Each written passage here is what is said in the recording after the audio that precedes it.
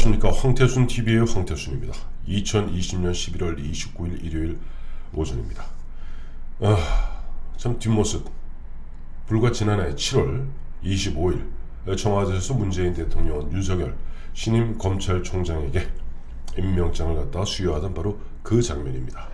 그리고 12월 2일 며칠 안 남았네요. 3일 남았네요. 12월 2일 추미애 법무장관은 윤석열 검찰총장에 대한 검사징계위원회를 갖다가 열 겁니다. 열고 만난을 무릅쓰고 해임을 결의할 겁니다.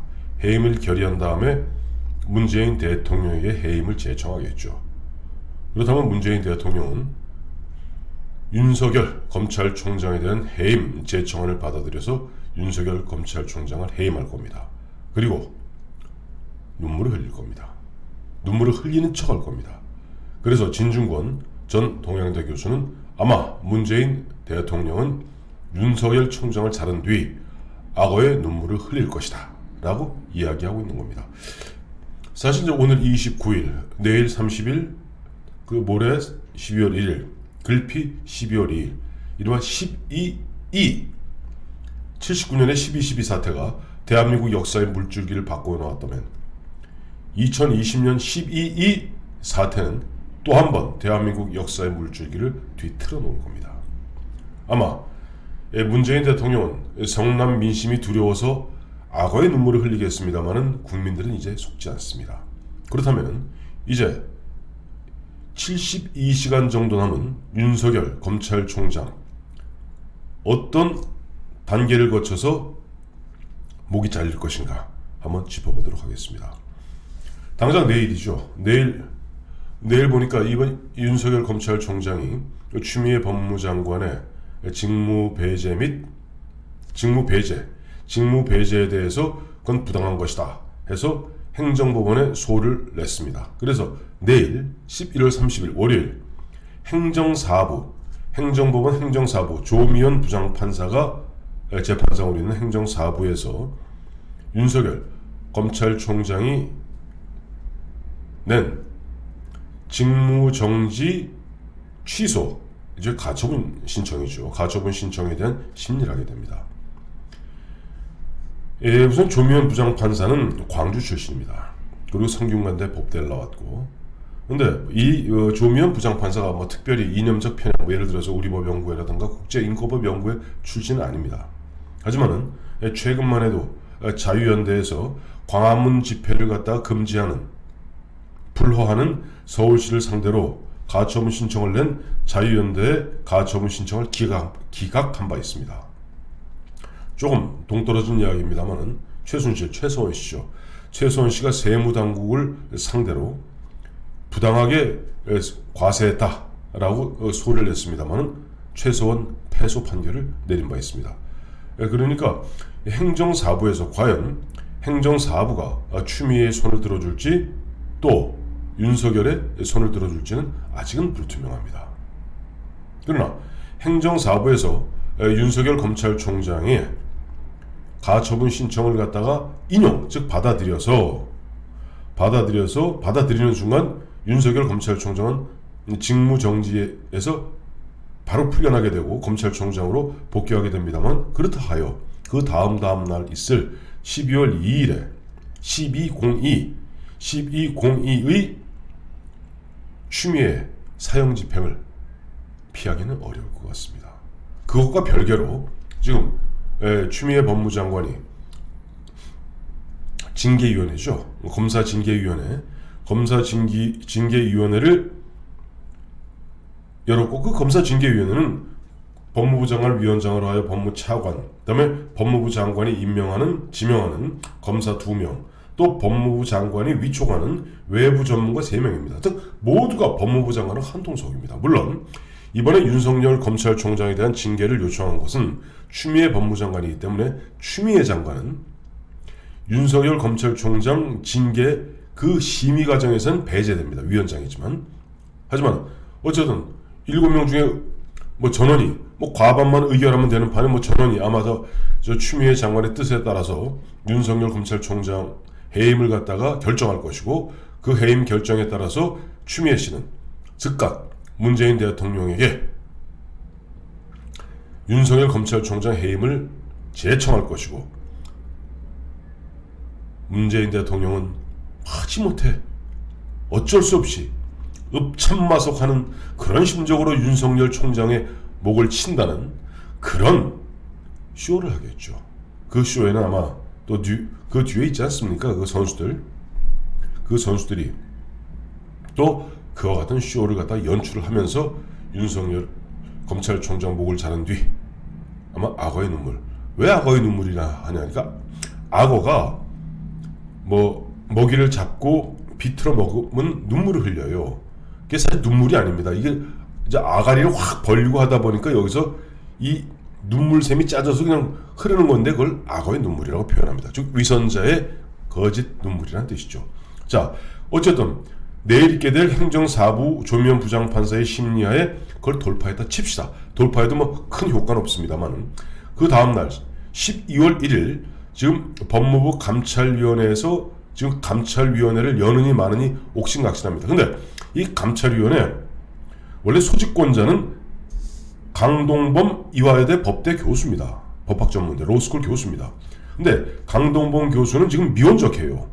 그러니까 이게 외부 전문가 뭐 9명인가 하고 내부 인사 4명에서 13명으로 구성되어 있는데, 감찰위원회가 위원장인 강동범 교수가 의지를 보여야 될 텐데 그의 의지를 보이지 않고 있습니다. 그러다 보니까 지금 법무부하고 밀고 당기고 있습니다. 감찰위원회는 이거죠. 나머지 문제를 제기한 감찰위원들은 아니 지난 4월 29일 날 추미애 장관이 우리 감찰위원으로 초빙해놓고 위촉해놓고 이게 뭐냐, 우리를 패싱한 거 아니냐, 즉 자존심 상한다는 것 뿐이지, 이들이 윤석열 검찰총장 그 감찰한 부분에 부당을 갖다가 다투는데 목적이 있는 것 같지는 않습니다. 특히 감찰위원회 위원장인 강동범 교수는 지금 추미애 최측근으로서 이번에 윤석열 검찰총장 뭐 특활비 갖고 감찰하겠다, 왜 류혁 감찰관을 패스하고 장관하고 직거래하면서 어떻게 보면 아주 절차를 무시한 채 밀어붙이고 있는 박은정 감찰 담당관이 있습니다. 이종근, 다 이른바 저 친문 세력들입니다. 박은정 검사, 박은정 감찰 담당관이 추천한, 즉 박은정 씨가 이화여대 법대를 나왔거든요. 강동범 교수는 이화여대 로스쿨 교수입니다. 그러니 강동범 교수가 이미 사실상 박은정 검사에 의해서 감찰위원장이라는 감투를 턱하니 쓴 사람이 의지를 낼리 만무하죠. 자, 그러나 뭐 감찰위원회가 패스됐던 패스되지 아니했던, 예를 들어서 감찰위원회에서 윤석열 검찰총장에 대한 감찰이 부당했다 하더라도 이것은 의무조항이 아닙니다. 그냥 법무부 장관에게 이와 같은 우리 외부의 의견이 있을 뿐이다 라고 이야기하고 권고할 뿐이지, 그것을 갖다가 법무부 장관이 뭐 따르거나 그것을 다 존중해야 될 아무런 의무가 없기 때문에 그야말로 지금 고장난 불도저 추미애 장관은 그냥 밀어붙일 겁니다.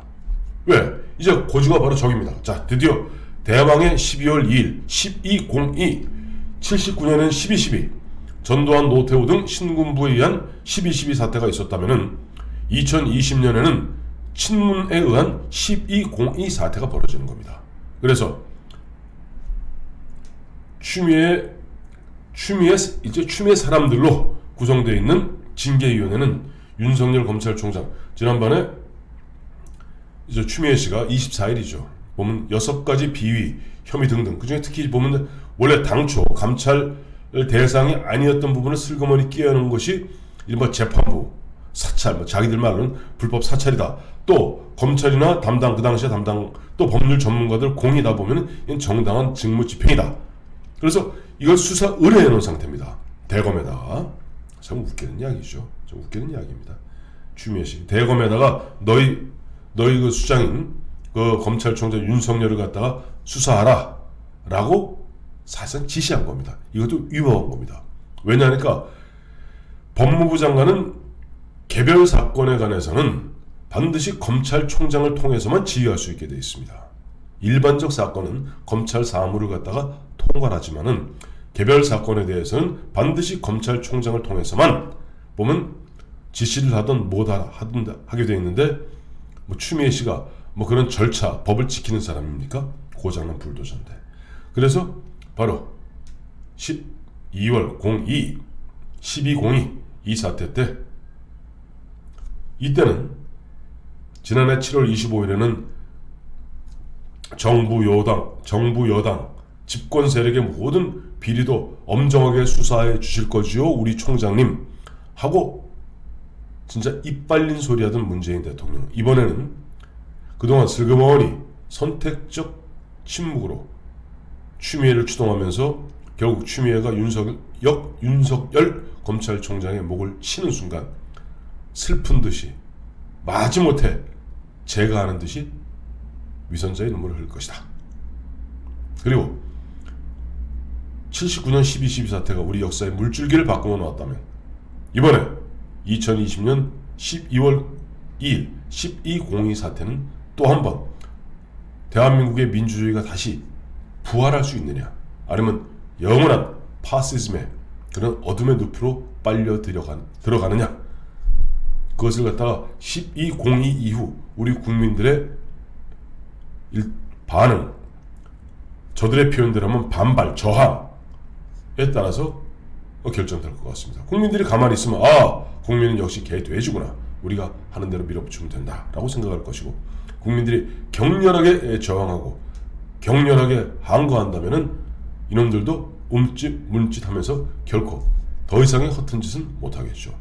그리고 윤석열 검찰총장을 갖다가 검찰총장에서 쫓아낸 후 그 다음 코스는 뻔한 겁니다. 이성윤 서울중앙지검장이 지휘하고 있는 서울중앙지검에 이른바 추미애 애완 검사들을 중심으로 해서 윤석열을 갖다가 구속하는 수순으로 갈 겁니다.